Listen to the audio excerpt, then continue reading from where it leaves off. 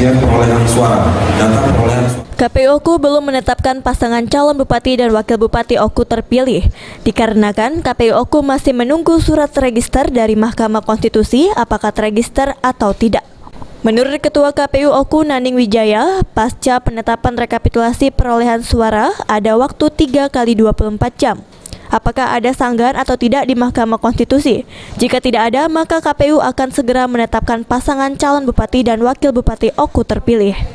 Sampai saat ini belum ada sanggahan dari pihak manapun, mulai dari rekapitulasi tingkat TPS hingga tingkat kecamatan termasuk rekapitulasi tingkat kabupaten.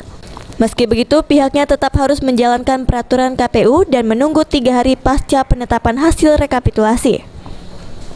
Rapat pleno tadi sudah dibacakan seluruhnya dan di seluruh kecamatan sudah tidak ada lagi yang melakukan upaya keberatan, dan kami pun sudah tetapkan bahwa hari ini KPU Oku pukul 13.30 sudah menetapkan dalam surat keputusannya tentang penetapan hasil rekapitulasi perolehan suara pemilihan bupati dan wakil bupati tahun 2020. Selanjutnya kita menunggu 3 kali 24 jam semenjak 13.30 tanggal 15 Desember ini.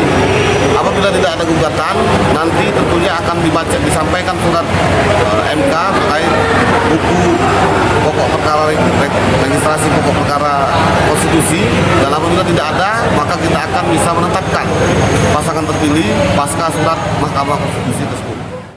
Sebelumnya, KPU Oku telah menggelar rapat pleno rekapitulasi perolehan suara pemilihan bupati dan wakil bupati Oku tingkat kabupaten. Rekapitulasi tersebut berlangsung sekitar 3 jam dan telah merampungkan perhitungan dari seluruh kecamatan yang berjumlah 13 kecamatan.